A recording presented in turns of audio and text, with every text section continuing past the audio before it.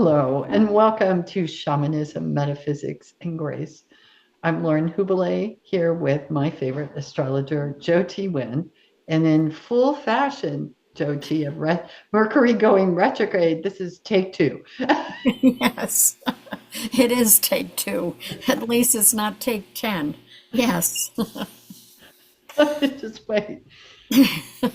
Yeah, anything can happen, right, with Mercury retrograde. Well, let's talk about the full moon eclipse first. And that's March 14th at 12:46 a.m. Mountain Daylight Time. So you'd have to adjust that for wherever you happen to be.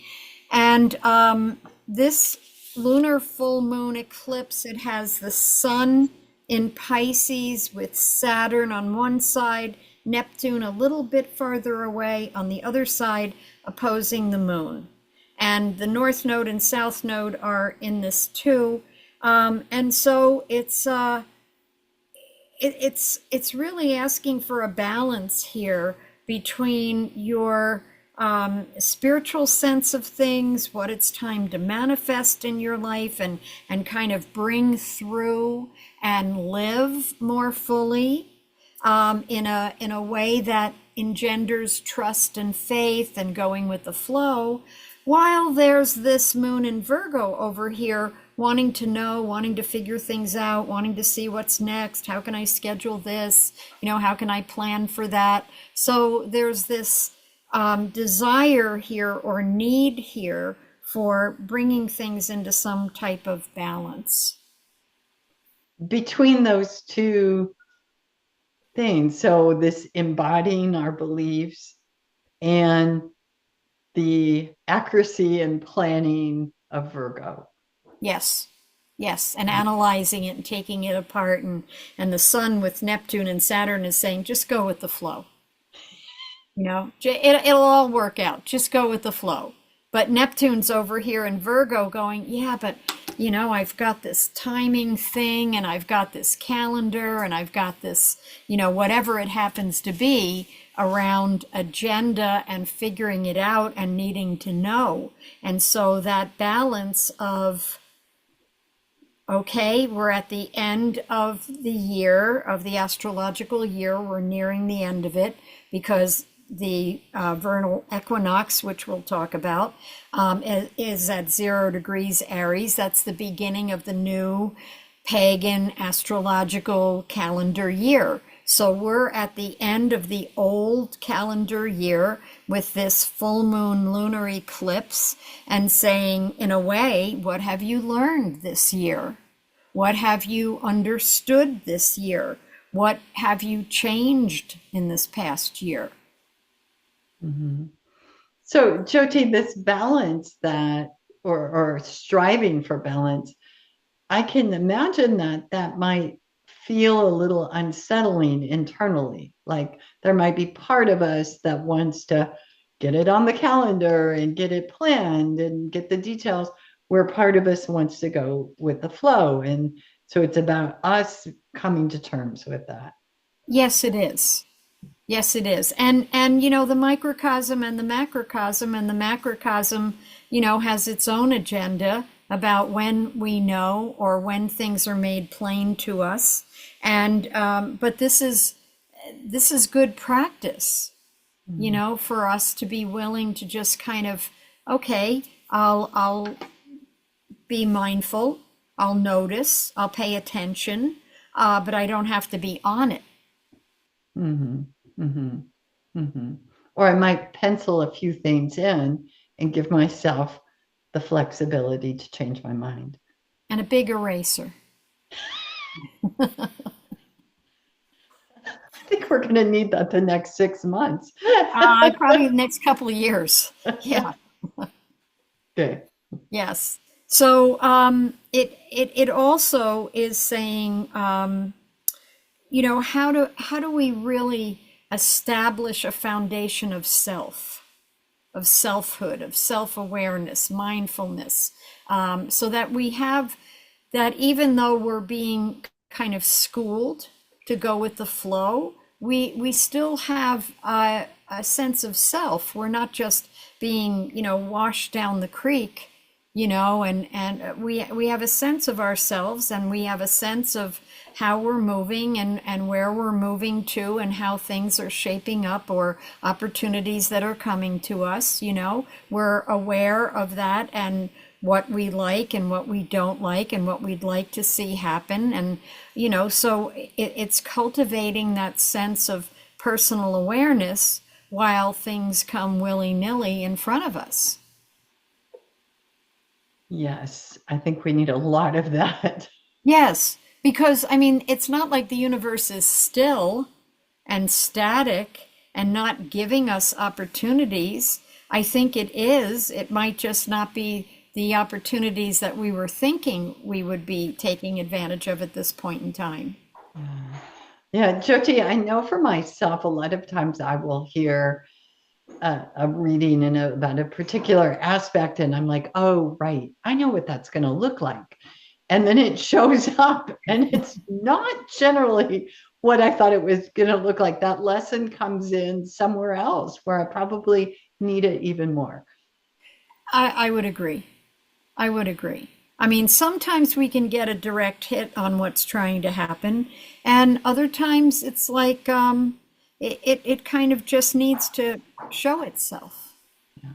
You know, we have this Mars squaring Chiron in this full moon eclipse, and Mars is also trining Saturn and the Sun. And it's interesting to me because as I was looking ahead over, because I'm working on that second quarter of 2025, and as I'm looking at the new and full moons ahead, I notice how prominent Mars is in its aspects. And we came into this year, 2025 calendar year, with Mars retrograde. So Mars had already established itself in a sense as, I'm stepping up to the adult plate here. And I have some things I think need to happen. And so I'm going to have some say here this year. And as I look ahead over the next several months, I see how Mars kind of is establishing itself to aspect these larger transcendental heavy hitter planets out there, Mm. and kind of saying, okay, and what's your relationship with this? And what's your relationship with that? That's interesting. And that ability for Mars to do that, or being in that position to do that, how often does that come around? Probably every couple years, Yeah. but maybe not in this way, because maybe it wouldn't be opposing Pluto, maybe it would be trining Pluto. Maybe it wouldn't be conjuncting, would it be conjunct? No, trining Neptune. Maybe it would be opposing Neptune, Yeah. or nothing, Yeah. or not aspecting at all. But the good news of this lunar full moon eclipse, not that there's bad news really, but Mars is trining Saturn and the Sun part of this eclipse. And so there's a lot of subtle emotional energy, like emotional intelligence, a lot of emotional energy to kind of hold space, go slow, develop patience, and yet have a feeling of forward movement. Mm. It might be incremental, but there's that sense of Mars trining Saturn and the Sun about how do we take personal responsibility for what's happening and where we want to go, and how do we very subtly move forward with all of that. And this idea of incremental steps, I think, is an acquired skill, because we like to do things in these swash, just get it done, right? Yes, flash. But Yeah. there's something about moving incrementally that at my ripe age, I finally understood that gives us a lot more opportunity to pivot. Yes. Yes. And to be flexible. Yeah, exactly. To be And flexible, because we have to, as we age, we have to have some flexibility. right, right. You But know, if we lay out all 15 steps we're going to do, we don't take into account that after step 3, the things may change, the landscape may change, right? There might be an aspect to the planet Uranus, and all bets are off. There we go. Yeah. Yes. You know, that expect the unexpected kind of thing, you Yeah. know? So I think that's a big takeaway, Jyoti. And do you think that moving incrementally, what aspect did you say influences Well, it's Mars trine Saturn with the sun. that? You know, Okay. Mars trine the sun is a big dynamic, energy that you just harness energy and go. But we're talking about water signs. Mars is in Cancer. We're talking about Saturn with the sun in Pisces. So it's, like not exactly a slow trickle, but it's water that's moving kind of slowly. It's meandering. Mhm. It's like bite-sizing something. But it's movement. There is movement. Yeah. So the next thing I want to look at is Mercury turning retrograde on the, oh, do I have this right here? On the 14th at, well, it's that 14th, 15th thing of, no. Yeah, late on the, so for California time, Pacific Daylight Time, Mercury will go retrograde at 11:46 p.m. For everybody east of California, the other time zones, Mercury will go retrograde on the 15th. Here in Mountain Time, it'll be 3:46 a.m. I'm sorry, 1:46 a.m. So, no, I think that's wrong. Sorry, 12:46 a.m. Mercury's already happening. You know what I mean? Yeah. Yeah. Look at this. Yeah, here it is. Here it is. So, and so it's giving us 3 weeks of turning within. It's in Aries. It's going to retrograde back into Pisces and then turn direct. It'll go direct on April 7th. So for these 3 weeks, roughly, we will become a bit more self-reflective, looking at, what we want to initiate, Aries, what we want to start. And as it goes back into Pisces, how do we feel about that? Is that really what we want to do? Turns direct, and then we'll carry on. But it's always a time where Mercury draws us in, and so people who have Mercury retrograde when they were born, this is like their time. This is the energy they rode in on. So they've got they've got a natural affinity for Mercury retrograde. And so I always suggest to them, have a project lined up so that you can just throw yourself in it, and you'll be fine. You won't suffer that, oh, I thought we were meeting here, but I thought we were meeting over there, that kind of miscommunication. Yeah, and in some ways that's true for all of us, right? Trying to internalize and maybe do more work on our own during that time period rather than trying to coordinate groups or something complex. Right. And sometimes it's inevitable that you will be part of a group or Sure. grouping people together, but it's also a nod to firming up your meditation or anything that takes you inside, creative work, therapy, anything like that that takes you in for those 3 weeks so that you have kind of, that inner eye, that inner attention has just more space to move. Mhm. Nice. And then the other thing I'd like to mention is that on March 20th, it is the vernal equinox, the spring equinox, when the sun moves to 0 degrees Aries and begins the astrological new year. And for Mountain Daylight Time, it happens at 3:01 a.m. on the 20th. And it's an interesting chart because it's the first new moon of the new year, just the new year of Aries. in the sense of the sun has just moved in. It's not a new moon. Actually, the sun and moon are trine. The moon is in Sagittarius with the sun in Aries. But the sun is conjuncting Neptune by 0.5 degree, and Neptune is getting ready by the end of the month, which we'll talk about the next time, to enter Aries for its first time in years, years and years and years. And so there's this kind of like, what do you want to bring forward? The North Node is there, Neptune's there, the Sun is there, Venus is following, Mercury is following, the last three in Aries.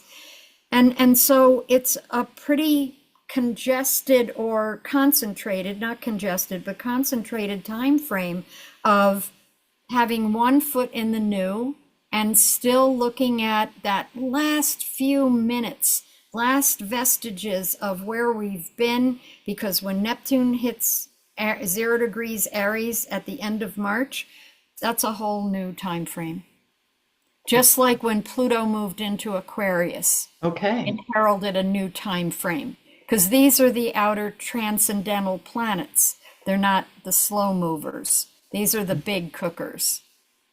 So we have about 10 days in there, and it's Mercury is also still retrograde for that introspective view. And we have these 10 days to kind of look back and see how far we've come, or what And still what we needs want to carry changing, forward. and what out of that we bring with us. Ah, Yes. nice. And Yes. how will Neptune assist us, support us to bring what we want to bring forward? Well, one of the ways it can work is that if we are open to seeing what doesn't work. I mean, Neptune is always the fog and the mist and the illusion of things, and it likes to come along and rent the veil and show us the truth. And so if we're open to seeing the truth, this equinox time frame, and that last portion of March, it's like if we're open to it, perhaps Neptune will gift us with that. Seeing through the veil. Seeing through the veil, seeing what absolutely doesn't hold water anymore. Yeah. Yeah, because we're so on the verge of change. We just haven't jumped in with both feet yet. You know, there's just some things that need to happen first, and so we'll get tastes of things this year, but next year everybody that counts in those larger cycles are in fire and air and no longer in water and earth. Okay. Yeah. So Mars is trining Saturn in this equinox chart, and it's the chart for the next quarter of the year, and so this gives a lot of stick-to-itiveness. I mean, in a watery way, not an earth way where we're out there driving ourselves and pushing and moving, the earth. This is Mars trine Saturn in water. And so it's kind of like looking at our steadfastness, our stick-to-itiveness, and our emotional intelligence, and what are the opportunities that we can take advantage of at this point in time, because it suggests we're ready. On some level, emotionally, we're ready.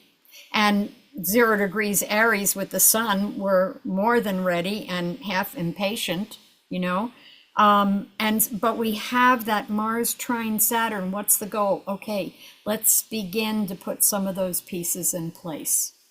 Nice. And for some people, it will be bringing things from your past to serve you. Okay. And for some people also, as this is the larger view, the overview of the next quarter, things may take a while to show themselves, because this is a chart from the spring equinox to the summer solstice. So it's the overview of this next quarter. And there's intelligence and language skills available here. That moon in Sag wants to see the bigger picture, wants to know where it's going, but the sun and moon are trine. There's a sense of ease and flow here, and a sense, if one can muster it, a sense of adventure. Hmm. So, Jyoti, and this could be totally just my intuiting it, but as I'm listening to you describe this feels like a break from this intensity that we've been having, that coming into early April and for the equinox stretch, that doesn't mean we aren't processing a lot, but the density of it doesn't quite feel as strong. Am I right in picking that up?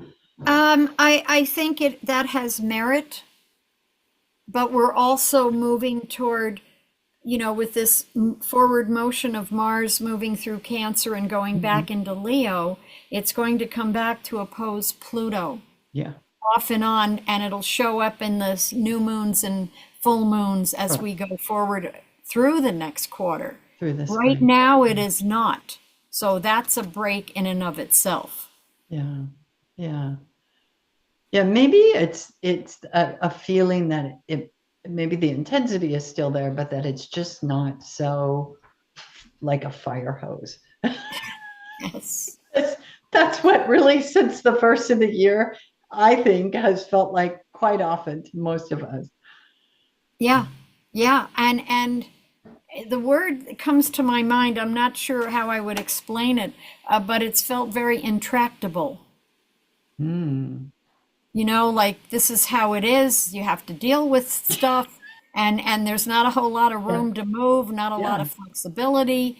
And right now, especially around the spring equinox, which is next week, there's a little bit more room to yeah, move, a yeah. little bit That I more think that's what I'm flexibility. feeling, Jyoti. Yeah, Yeah, a little more flexibility. Nobody's getting nailed to the wall. It's like your back isn't against the wall right now, and so there's a couple breather times, of taking a deep breath, relaxing, reassessing, looking at where you're going, especially with where things have been over the past, since early December. yeah. Yeah, and maybe making different choices about how you want your life to look. It sounds like a good quarter to review that. Yeah, yeah, it is. Good. Anything else, Jyoti? Nope, that's it. That's it. Okay. Jyoti, thank you so much. I know so many of our listeners are so appreciative of you shedding this light. And it's interesting how I think that increases as the world feels more and more challenging, and just how lovely it is to have a little island of sanity here with you and hearing your view on it. And also understanding that we're all in this together. Oh yeah. And in a sense, even though it might not always look like it or feel like it, in mass as a race of humanity, we are exactly where we need to be. Yeah. Yeah. Even though it's uncomfortable and it chafes sometimes, we're exactly where we need to be. Yeah. Yeah. Great. Okay, Jyoti, and we'll be back next with a look at the next quarter, then a more Yes. detailed look. Yes. Right.